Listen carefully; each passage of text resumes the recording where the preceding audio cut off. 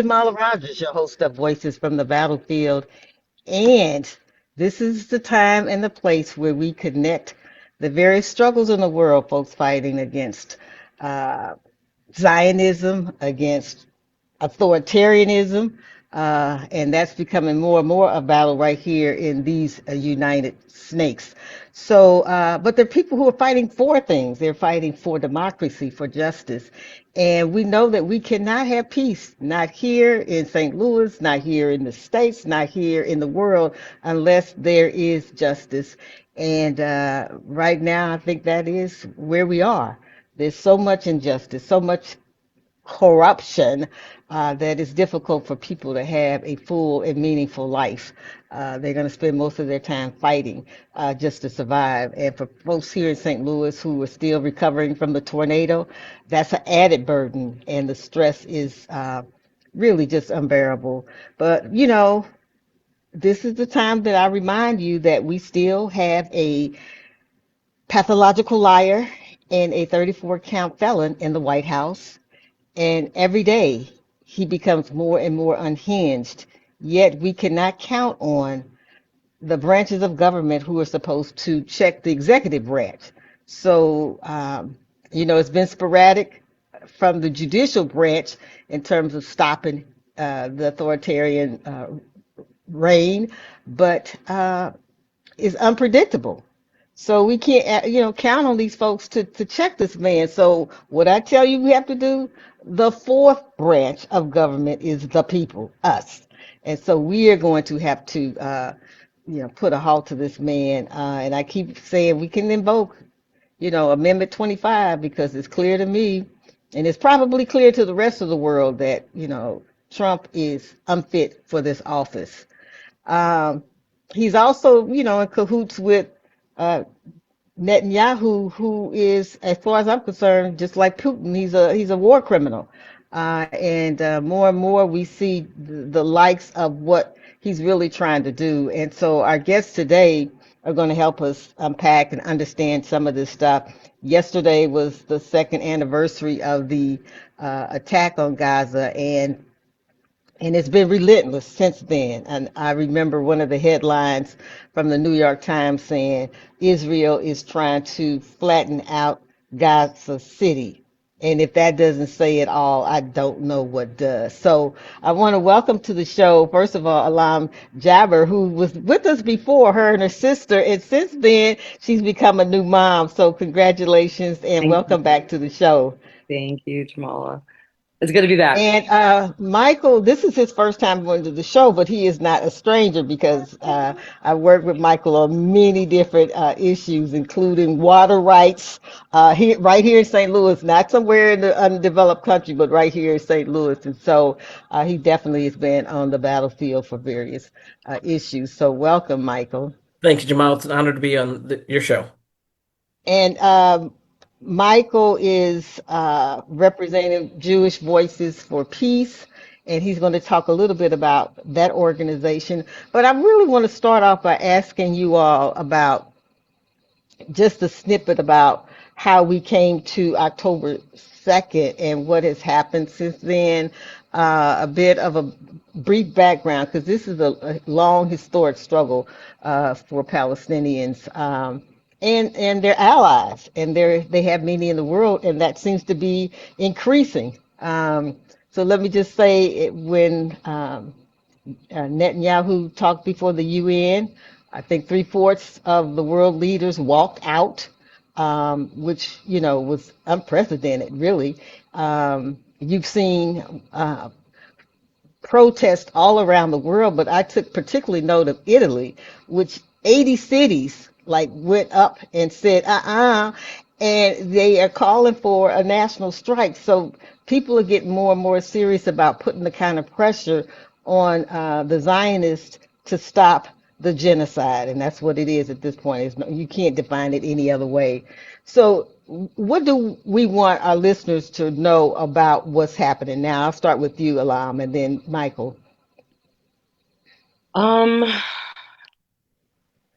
I don't, that's such a big question. I mean, I think that, like you said, there's a lot of support for Palestine, more so than I think has ever been before.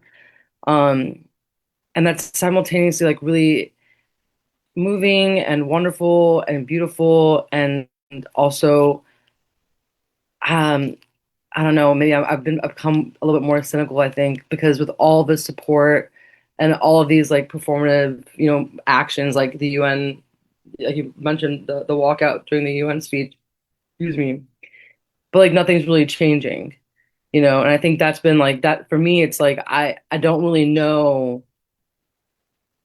um what can be done at this point if starving children and blockades of good of food and supplies and UN walkouts and boycotts and massive strikes across the across the world, and none of this is changing anything. Netanyahu is still getting on that stage and saying this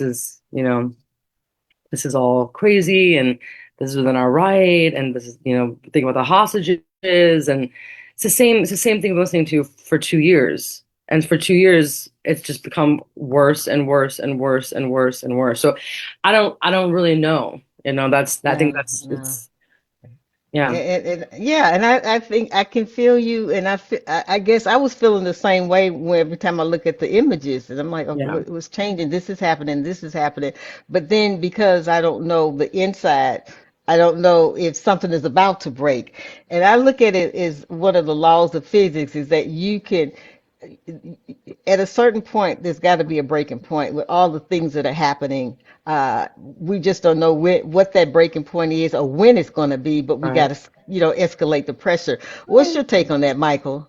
Well, yeah, of course, keep escalating the pressure. The most important international tool being boycotts, divestment, sanctions of Israel and those who are facilitating its apartheid state and genocide. And just to make, because it's a very complicated the question you asked originally, but it's important to understand this is much bigger than Netanyahu. Netanyahu could go tomorrow and the basic situation would be the same.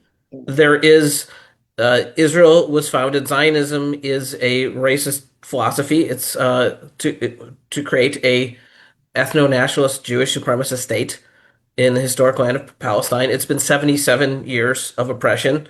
You could make an argument 77 years. It was certainly 77 years of ethnic cleansing. The genocide intensified greatly 2 years and a day ago. But a date that was, the press barely even noticed in December 2022, you had the most extremist leaders imaginable taking direct power in Israel.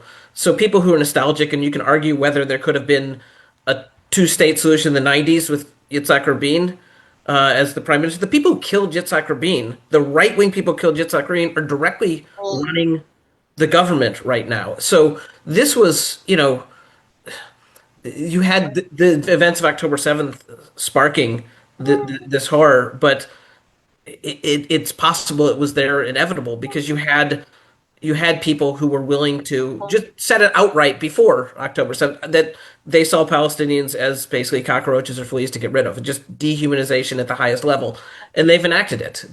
And so that's, I guess, a short answer to that.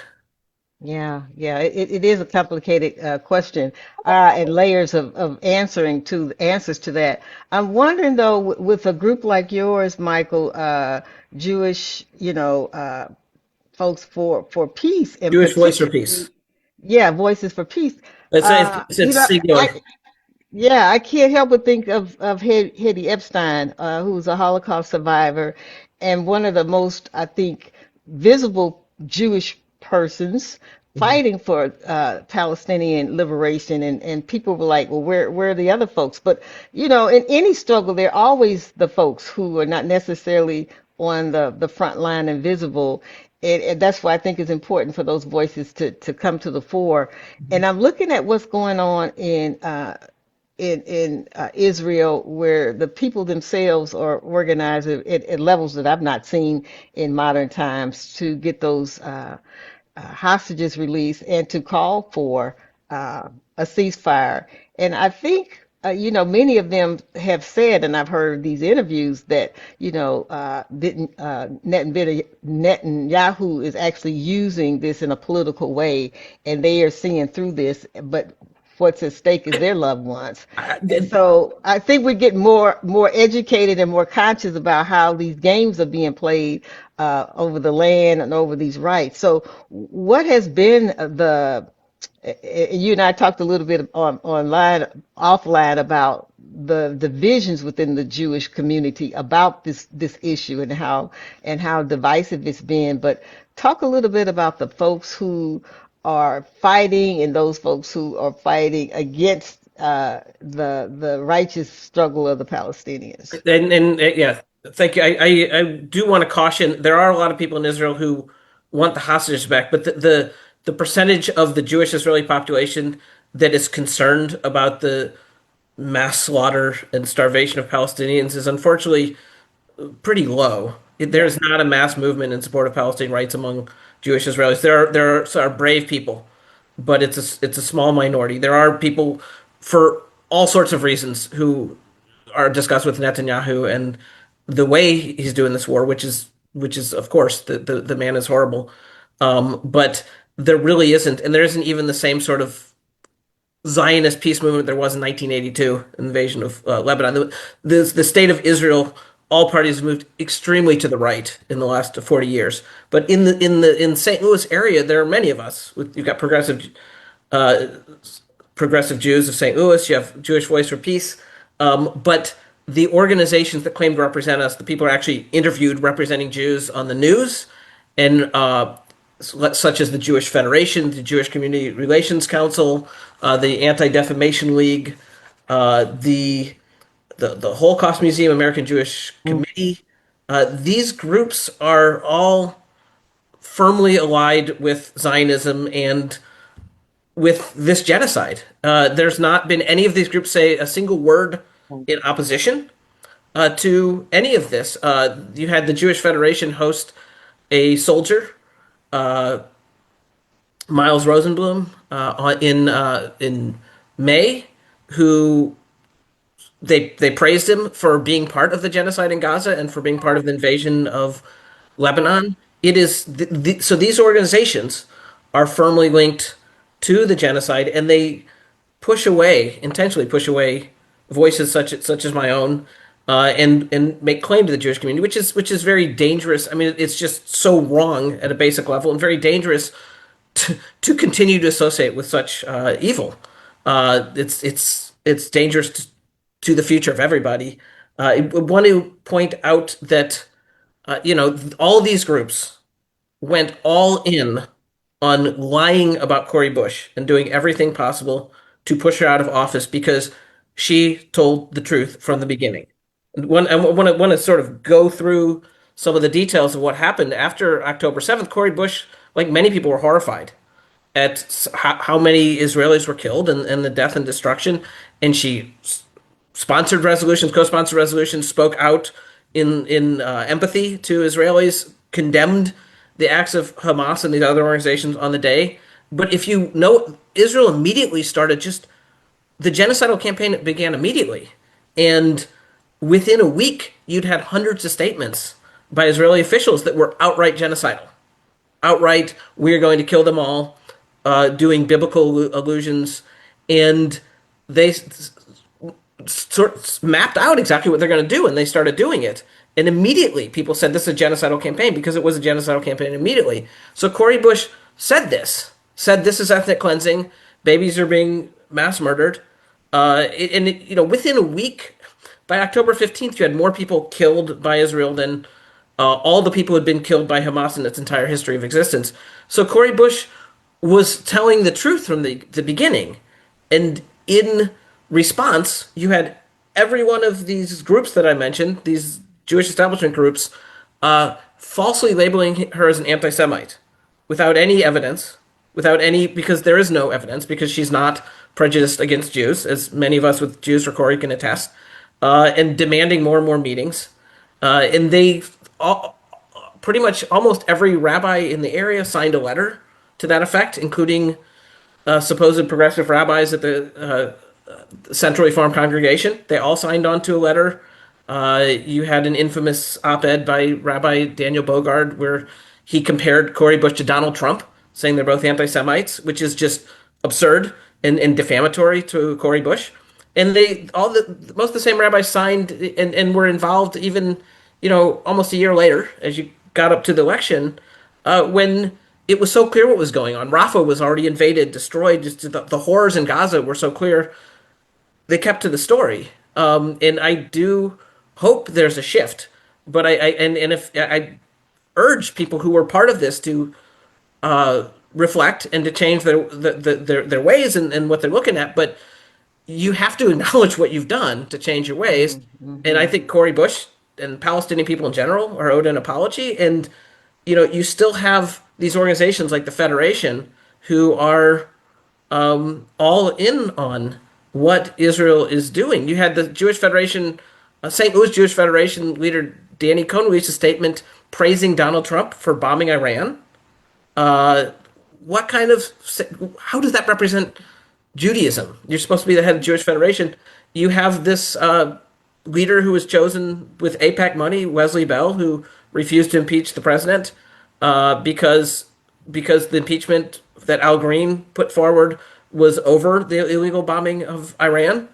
So this guy says that we're fighting fascists, we're fighting this fascist president, and he won't actually try to get rid of the fascist president. So this is a result of this, but this is some of the background going on. I think it's important to name the names and point out that like these Jewish Yeah. establishment organizations need to be it needs to be said what they've done, and they should be shunned until they change their outlet to no longer supporting this just out of control rogue genocidal Yeah, state of Israel. right, right. I want to stay a little bit with APEC because I think we know that the money just gushed in here to oppose Cori Bush since you mentioned her. She has in the last couple of weeks thrown her hat back in the ring to get her seat back, and so we'll see what happens. Will that Jewish money come gushing in again? But I'm a firm believer that and there's been many. Elections that have affirmed this that you can out organize even the big pocket deep pocket people, and it's been done. You got to be highly And organized because I they do have want to deep make pockets. a slight correction because you talk about this Jewish money. A lot of the donors are Jewish, but a lot of the donors are actually Christian Zionists, which is a big issue too. A lot of people support Israel because they have strange theological ideas that Jews need to repopulate Yeah, the historic land of and Palestine for they're God to come destined to back. take that land. Yeah, The thing yeah. that the So thing that is more actually in line with it is a lot of Jewish donors, a lot of non-Jewish donors, but the vast majority are Republican donors. And this is the thing: majority Republican donors are what put money into a Democratic primary. It propelled Wesley Bell. So I think, when we saw that happen, and some people were not familiar with APAC, but for you, Alam, the kind of money that they have at their disposal, almost every person up there in Congress, Democrat or Republican, is getting APAC money, which is why they have to keep their damn mouths shut when it comes to really condemning what's going on in Israel. How do we reverse that? I know just recently there was, and it has been a lot of pressure on Hakeem Jeffrey since he's now one of the top Democratic leaders, and he recently announced that he was going to stop taking APAC money. So obviously he felt the pressure, and you can't be out there talking when you are contradiction and a walking contradiction. But given how much money is out there and who's getting it, and I do want to alert my listeners and viewers to the fact that there is a website called APAC Tracker. And if you want to know if your congressperson is getting money and how much, they'll tell you. And so we know we see all these people's name on here, and then you start to think, no wonder they haven't said anything about Palestine because they paid to keep their mouths shut. So for you, you don't have a total answer, I know, Alan, but how do you how do we individually, because it really is going to have to almost be congressperson by congressperson, your congressperson, the people that you vote for, how do you get them to stop taking money from this Zionist pact when they have an unfair advantage. Once people get that money, they're going to vote a certain way, and it's no ins and outs and buts about it.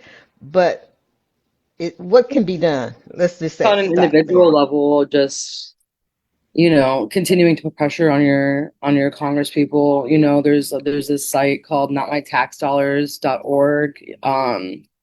You can, write letters to your Congress, call, continue to like blast them, on social media and other spaces, go to town hall meetings, those types of like local actions I think are helpful.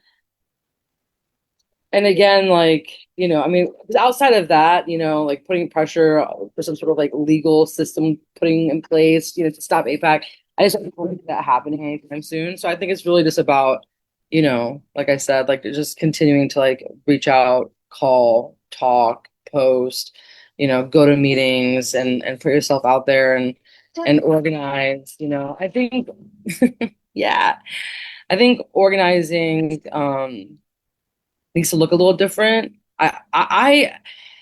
This might be controversial to say, but I find a lot of like protests and things like that just like really performative and like super not productive. Like, I don't really care about walking around downtown St. Louis on a Saturday or Sunday when everything is closed. Like, I don't find that useful. I don't think it does anything.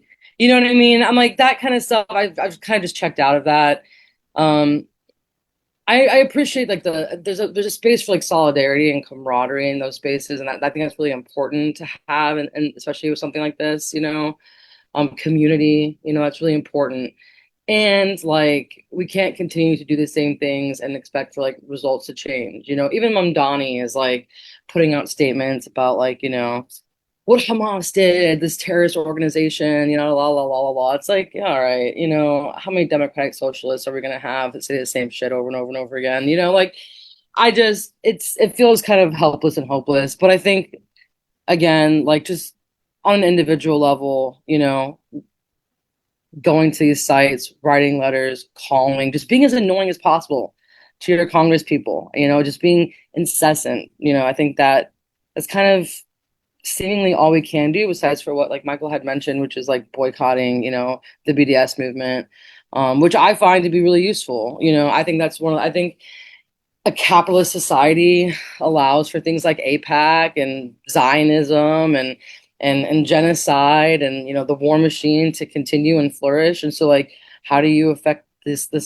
those spaces is by withholding your money, or withholding your time, withholding your work, like global strikes, not go to work, or those types of things I think are really useful, because it hurts financially. And that's kind of the Yeah, only thing I think yeah. anyone really cares about, you know.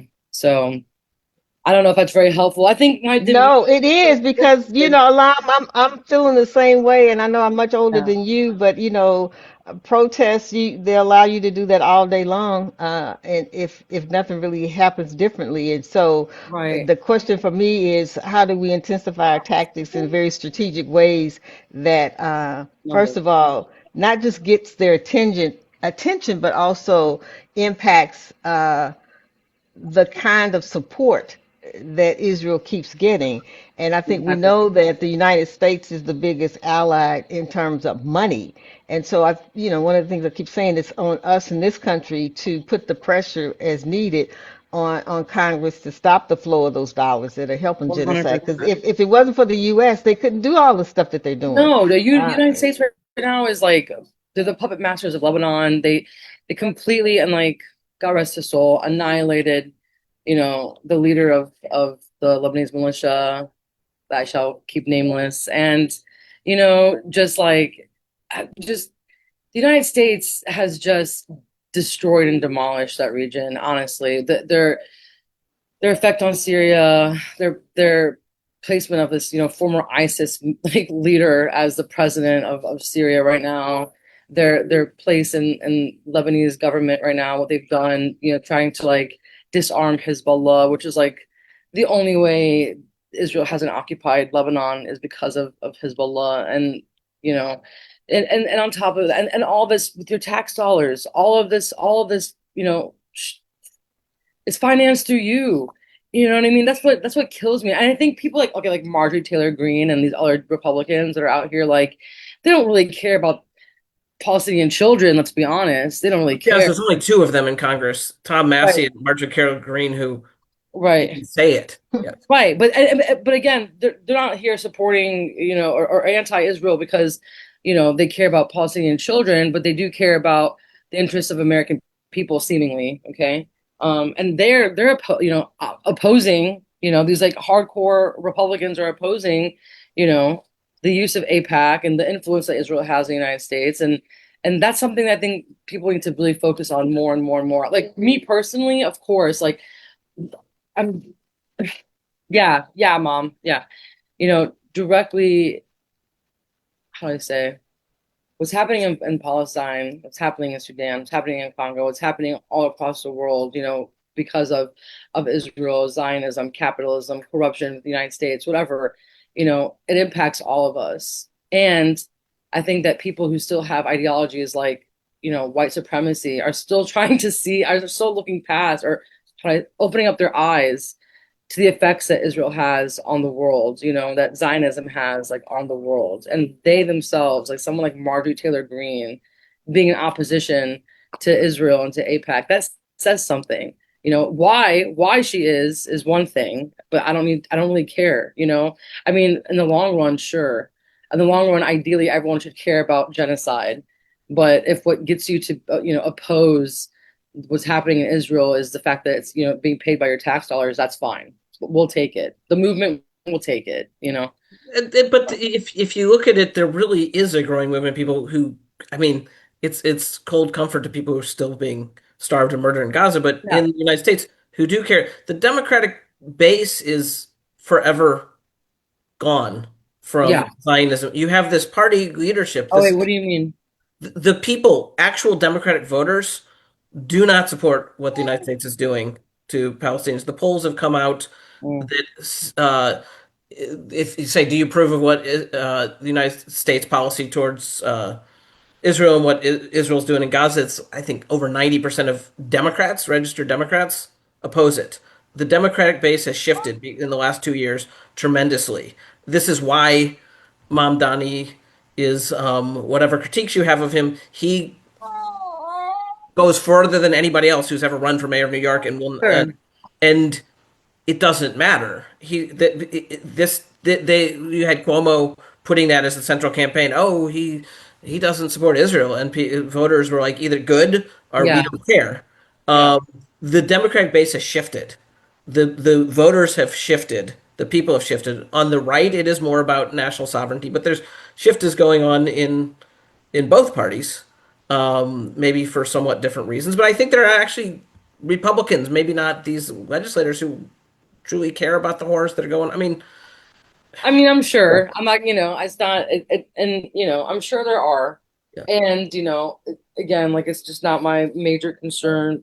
Like just because it's like, you know, just looking at like the bigger picture here, I think for me.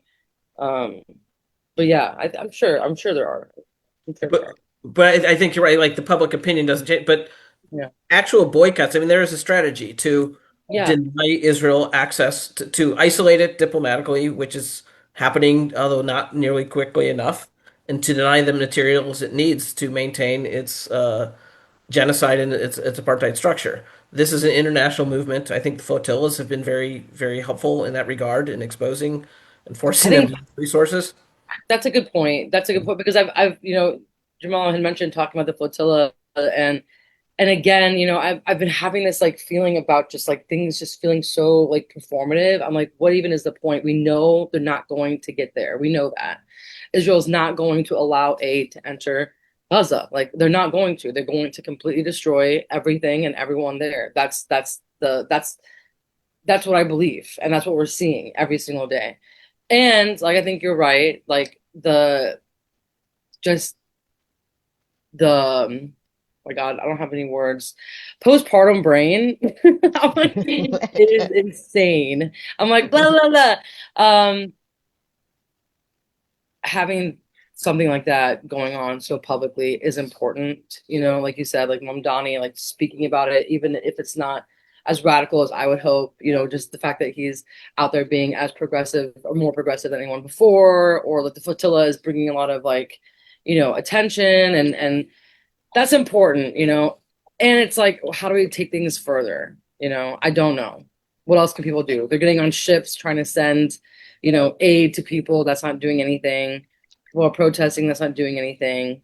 What even is, I don't know. I don't know.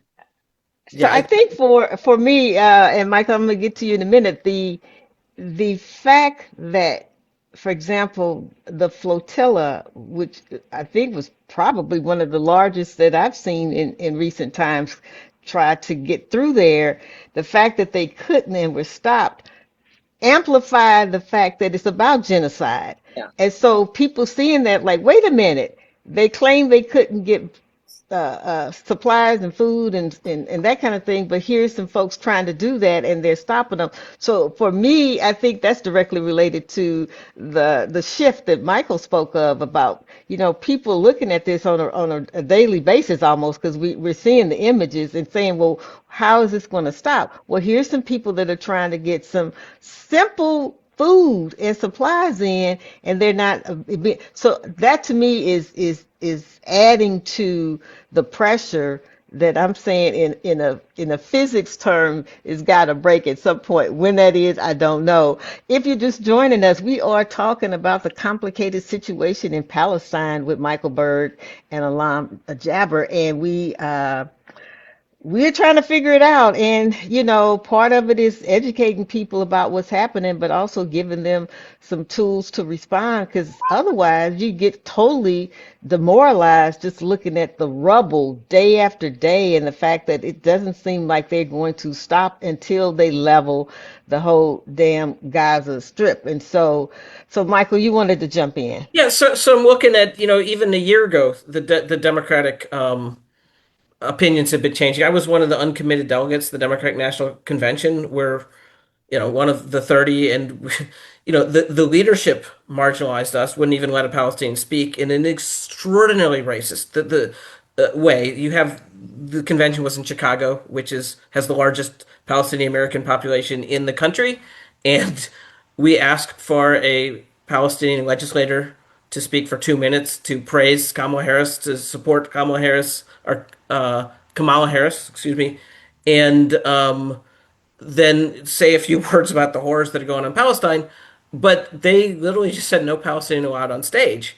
This might have cost them the election. But looking at how opinion had changed last year, if you look at all that APAC money, over $12 million, almost none of the money was focusing on the issue of Palestine and Israel.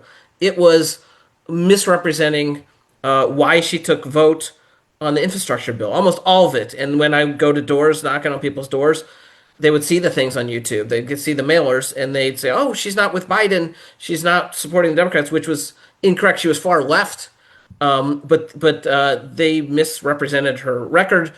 But the money was going to that because they knew the issue, the reason they entered and put the money in. Their position was not popular among Democratic voters. So, I mean, I think we have to just continue to push back about what's going on in our city. Supporting Cori Bush is very important. Holding people accountable for uh, not telling the truth about things. I wanted to talk about we have this. There's a rabbi, Jeffrey Abraham, who's the chief rabbi at B'nai Amona congregation, who was quoted between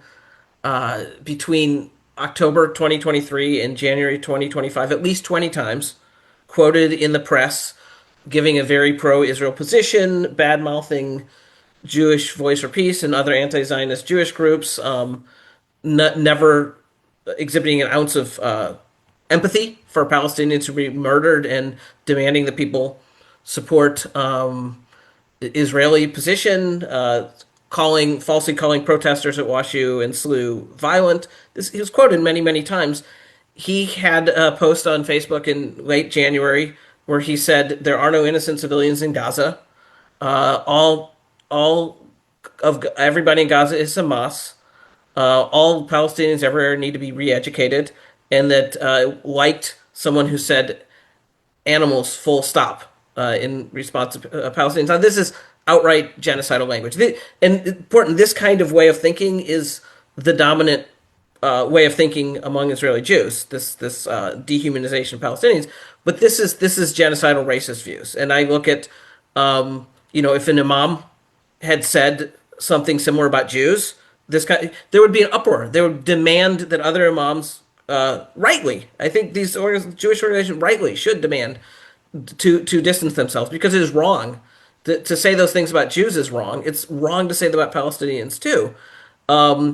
But so Jewish Voice for Peace, Progressive Jews in St. Louis, we publicized this as much as we could. We wrote to all these television stations and the Post Dispatch and said, you have to write a story. You have to have a story on it. The Post Dispatch, to its credit, did. None of the other media outlets did. And then we went to, ask any rabbi in town to condemn their colleague for a genocidal statement. Any of these establishment Jewish organizations. We showed up at the Jewish Federation with letters for every member of the board and every staff. That showed up at the St. Louis Holocaust Museum, which still has not recognized this genocide. And there has been total silence except for the Post Dispatch, among the media organizations, and there's been silence among every rabbi in town. None of them specifically criticized Abraham's words, and none of these organizations have. So this is now recently in talking about a property crime, a burning of a car in Clayton. They interviewed Rabbi Abraham again, KSDK, knowing all this, knowing what he said without any context, filmed for several seconds. We stand with Israel at his congregation.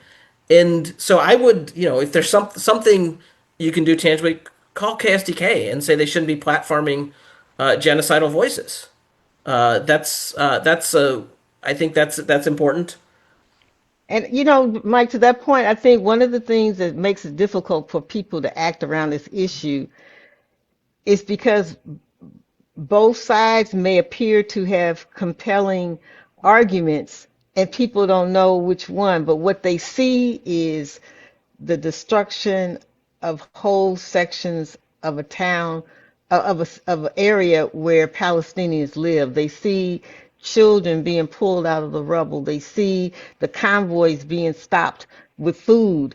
That part of it touches the human heart if you have one. So then people say, well, what can we do about that part of it? If we don't understand all the politics involved and who's supposed to have what, because then we start talking about the two-state solution. People, okay, well, what is that? And there's real strong views of even about that. So I think one of the things that we could do is zero in on the humanitarian piece of it that's indisputable. That folks need to survive so they can even have a conversation about their I want own to future. respond, and I'll let Alam so give her chance to speak because Yeah. I'm speaking a lot. But I do want to. I think that part of it is sure people might think the situation is complicated. I think that's less so now because it's been uncomplicated for the last 100 years, but it's so uncomplicated now.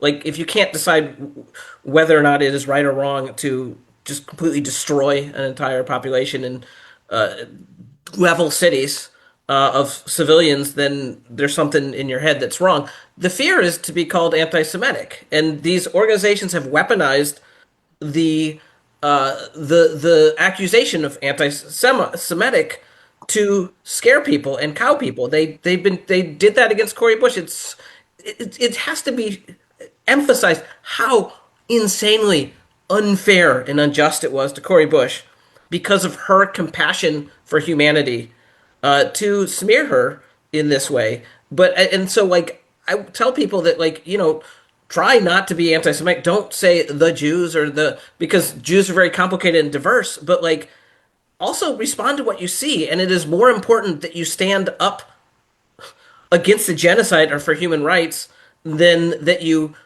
avoid accidentally saying something that could be misconstrued or seen the wrong way. Like, do not be scared. This is life and death, and it's not just life and death for people, Palestinians. It's whatever can be done to Palestinians can be done to any of us here, as we see. as the fascist Hmm. blowback comes back here. So do not be cowed, do not be afraid. If you know what you're doing is right, don't try to be anti-Semitic. But if you know what you're saying is right and you're standing up against genocide, just let people call you a smear. If you know they're wrong, don't be afraid to be smeared because it's a small price to pay for opposing the worst crime imaginable. Right. Alam, you want to jump in? I mean, everything Michael said for sure. I think that, there are tactics that, Zionists use to make sure people are afraid to like say what is. We have things like the Canary Mission. We have things like, people getting fired from jobs, anti-Semitic, this and that. It's like you need to be fearless, I think, in certain ways. You do, because this is life and death, like Michael said. And it's not anti-Semitic to say I don't believe the state of Israel has a right to exist, or I don't believe that Zionism is righteous, or that isn't that's that you have every right to have those stances and still be in full support of the Jewish people, love the Jewish people. So it doesn't they don't they're not one thing. It's not one thing. To be Zionist does not mean to be Jewish. To be Jewish does not mean to be Zionist. And to conflate that is such an insult, actually. So many of my Jewish friends are like, it's such, this idea that like, yeah, I know, mom, it's infuriating. My daughter, she's very upset, you know. I think that the left, because oftentimes the left comes at things from this place of like, more love for humanity, more support for each other, more that there's not as they're not as like cutthroat. But I'm of the mindset that like, the tactics that the right uses, the tactics that the Zionist Nazi movement uses, the left needs to challenge that in every single possible way, fearlessly. Otherwise, things are not going to change. Like, I'm not scared I'm going to lose my job. I don't care. Like, I'll say what I have to say. I don't care. Well, and if everyone does that, then there's not going to be those kinds of repercussions. You know what I mean? Who gives a shit? Excuse my language, about the Canary mission. Who gives a shit? You know what I mean? What are you scared about? What are you scared about? That some Zionists put you on some website? Who cares? Make your Right. make your own website. Put Zionists on there. Zionists should be in fear, like Nazis were in fear. Like Nazis fled to the United States and they fled to Argentina and they fled because they were scared, right? They should be scared here. Zionists should be scared here. Proud Boys should be scared here. These people should be scared. So if that puts me in a situation where I'm a little less, a little more vulnerable and finding a university position later on, I don't want to work there. I don't want to Hmm. be in those spaces.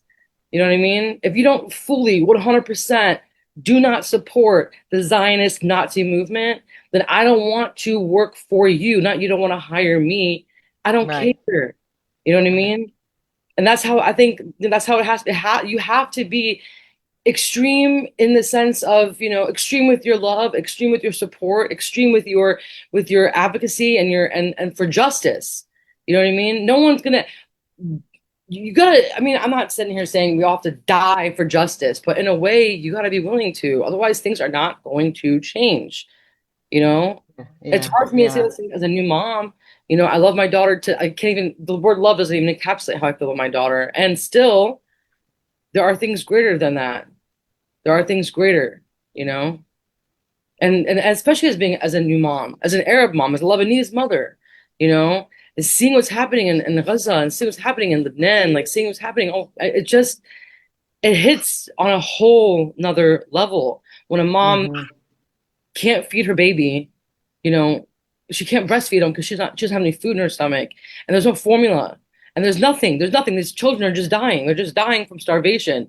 If they're not dying from starvation, they're dying from being bombed. If they're not dying from being bombed, they're dying from the wounds. There's nothing to heal them with. There's just nothing. It's honest to God, it's beyond devastating. There's no words anymore. So I don't give a shit if I get fired from a job. Right. I don't Right. care Right. if you call me anti-Semite. I don't care. I know I'm not. I know, like Right. I said, I know I'm not, and I don't care. What are you gonna do? What are you gonna do? That's the mentality that I think people have to walk around with. I'm not. I don't give a shit, and I don't care. And what are you gonna do about it? You know? Well, I think the three of us, that is our position. Yeah. And I'm emboldened. I write about it. I really Yeah. don't care what kind of blowback I get, what kind of anti Jewish, anti-Semite kind of thing that I'm going to get, because you got to speak truth to power. What Yeah. I want to say is that there is a uh, folks who, and this is particularly to what you said, Michael, who believe it is complicated. And it's complicated, particularly if you use a religious lens. And I'm saying, for example, if Jewish people said the Bible, God told them that they had a land, and this is the land that God told them they had, that complicates it for people who believe in the Bible and who believe in God's word. Because then you say, Yeah. like, who am I as a mortal to resist what God has told the Jewish people? So I want us to be mindful that the way that we think is not necessarily the norm. And there's not too many jobs that I would take, to your point, Lam, that if they're supporting something unjust, it's not that I have the privilege. I have the principle, not so much the privilege, the principle that I'm not going to get a paycheck from somebody that I don't agree with in principle. And so I think we have a hell of a public opinion battle to fight. That there is enough of that anti-Semite thing that happens when you say something, and then people see the retribution of those folks who even have some credibility, some visibility, some stature. What happens to them, like a Cori Bush? But then So you there talk is about that fear. I get that. Yeah, there's the attempts to try to codify and over codify into law uh, our inability, like making it illegal to say accurate things about Israel. I was involved fighting back against. They tried to pass a bill. It passed the Missouri House and then died in the Senate, which is good. To a bill to codify the International Holocaust Remembrance Alliance definition of anti-Semitism into law when applied to public schools, both K through 12 and colleges and universities. And this has what they call contemporary examples. So by this definition, if you said Israel is intrinsically a racist state, you could be called anti-Semitic. That's a factual statement. Israel is intrinsically a racist state. If you compared the contemporary actions of Israel right now to that of Nazis, you could be called anti-Semitic. As I testified when I testified about that, I saw quotes from IDF soldiers who came back and said, "I felt like a Nazi." Well, can I quote the soldier? It's also even if you think that's not an apt parallel now, how can you codify into law that one governmental regime can never be compared to another governmental regime? I mean, it's fundamentally against First Amendment rights.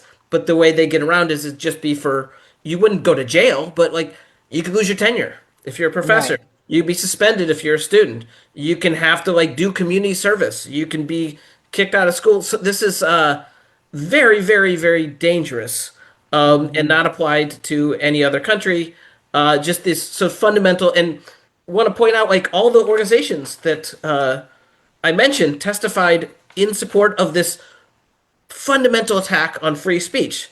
The St. Louis Jewish Federation, the St. Louis Jewish Community Relations Council, the National Council of Jewish Women, the Anti-Defamation League, the St. Louis Kaplan Feldman Holocaust Museum, the American Jewish Committee, they all testified to take away free speech rights on campus in order to defend the state of Israel.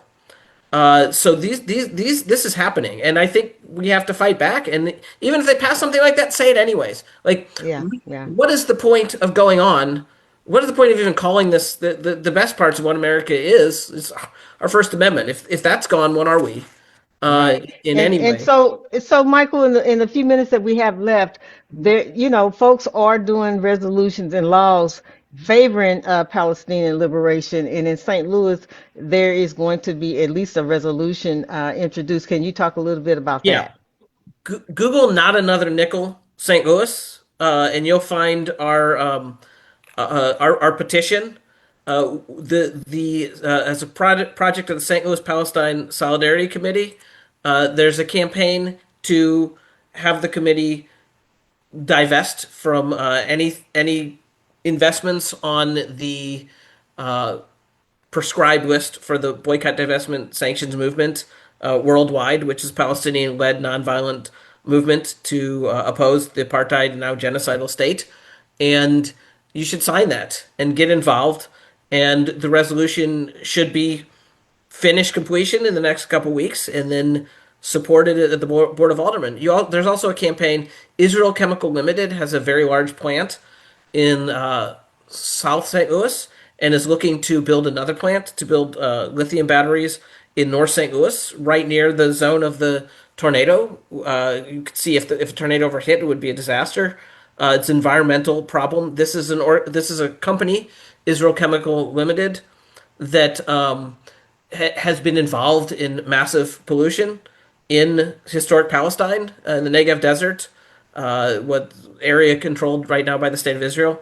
It also creates white phosphorus, which is used to burn off the skin of human beings, Lebanese human beings, Palestinian human beings, and they don't build it, as far as we can tell, in the St. Louis plants, but the company creates this horrible weapon. The company is involved is a partnership with the government of Israel, Israel Chemical Limited. It's a private company, but it began in partnership, and it's been involved in just really bad problems with the Jordan River, which probably a lot of people sing about and are Hmm. important. Well, this company has damaged the Jordan River, which is an international problem too, because half the Jordan River should be controlled by the country of Jordan.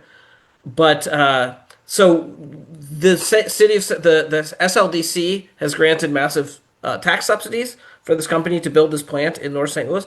They shouldn't get tax subsidies. They shouldn't be in our city. This company should not be in our city. They certainly should not get subsidies. So if you live in the city of St. Louis, let your alderman or your alderwoman know that you don't want any money going to ICL and you'd like ICL to no longer be in the city. So, Michael, is there a place where is that on the Not Another Nickel site where this It is particular? not. Okay, You can because go to the folks need website. to get a little bit of context and background for that company because You I can go agree it has no business being here. consult this website, ICL out of STL.com. That's ICLOUTOFSTL.com. ICL out of STL.com. You can get all the background about the history of ICL and why it has no business being here, but it is here.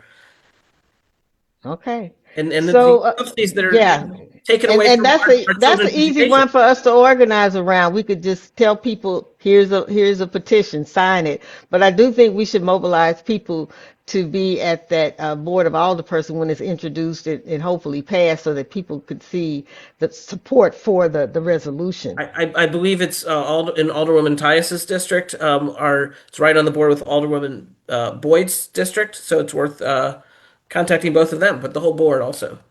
Okay, okay. Alam, any last words for us from somebody who still has family in that region, who a has a historical and really ancient history to the region that has totally been, and I can't think of been colonized and for people who understand. In more local terms, gentrified with Jewishness and whiteness, what that looks like and what it means for people to have to view the prospects of what is going on in Gaza and feeling helpless and powerless. What words of inspiration can you leave us with? Just, I think, I'll agree with what you said in the beginning of the podcast, which is that things are moving and changing, and the world is waking up, and it feels slow and it feels miserable, and it is miserable. And at the same time, just try to remember that, like you said, physics, like there will be an end to this, and hopefully something that ends such mass injustice across the entire region. Keep your eyes open, your heart open, your ears open, and find your people and be connected with yourself, with the earth, and with each other. Um, as we try to navigate through this. This is unprecedented times, I really believe. And there is a giant shift. So just lean into that knowledge and you know, you're not alone. That's the thing. No Yeah, one, we're not yeah, alone, you know. yeah. And to that point, I think that when people fight locally and nationally here, they're helping the international fight because it is here in this country that that kind of racist attitude is projected all across the globe. Oh, it's And all so if connected. yeah, It is so if we all can contain it and here, then it helps our people elsewhere in this country because this is where the monster lives. And if we can start cutting out the tentacles, then it helps other people be able to breathe and survive and thrive. 100%. So our responsibility here, while we still have rights to assembly, right to freedom of speech, Right we to better start boycott, using right to buy refurbished phones. Please be right. conscientious of where you spend your money, how you spend your money. Be conscientious of what's happening in Palestine. Be conscientious of what's happening in Congo and Sudan and Hawaii and Puerto Rico and all over Turtle Island. Just be conscientious. Like just that we have the right to do that still. Yeah, yeah, And so absolutely. that's the biggest hit to people. So just please Yeah, be conscientious. yeah, Do not buy Starbucks. Do not buy Lay's. Do not buy McDonald's. Do not watch Disney yeah, Plus. Like boycott, and connect. That's yeah. all I can say about And it. and and Alam, I've been saying that for the last year. Don't let them take your voice, your vote, or your ability to spend money or not spend money, because that's where our power is. It Mhm. really is. And It if is. you don't vote, or if you don't like raise your voice, if you don't stop buying or buying products that are really undergirding this whole capitalist system, then you're giving up your power, and we only got a little bit left of that to do. I want to thank my guests today, Michael Berg and Alam Jabber, for being here, helping us understand what's going on in that mid-east part of the world. Gaza is genocide. What is happening is genocide, and we have the power to stop it here in the United States. Coming up next week, with all the conflict in the world, the violence, interpersonal violence, as well as state violence, we want to bring some folks from the Conflict Resolution Center right here in St. Louis to help us understand some of the programs and that they have available to us. And if you want to get past shows, particularly now that we're doing a live stream on Facebook, those videos are up on YouTube. But you can always get the audio links at jamalarogers.com if you missed anything or you want to hear them again. But yeah, this is some perilous times that we're living in, no matter where you are in the world. I can't think of a place that's got peace, that something is happening that's really affirming life. It's really a sad time that we're in. But I also believe that we are the majority. We just have to find our voice and our power to turn these things around. So, yes, this is Thank you, Jamal. Jamala Thank you. Rogers. Yeah, your host of Voices from the Battlefield. And I really do hope to see you on the battlefield. So be safe out there, and thank you for listening. Thanks, Jamal. Thanks, guys.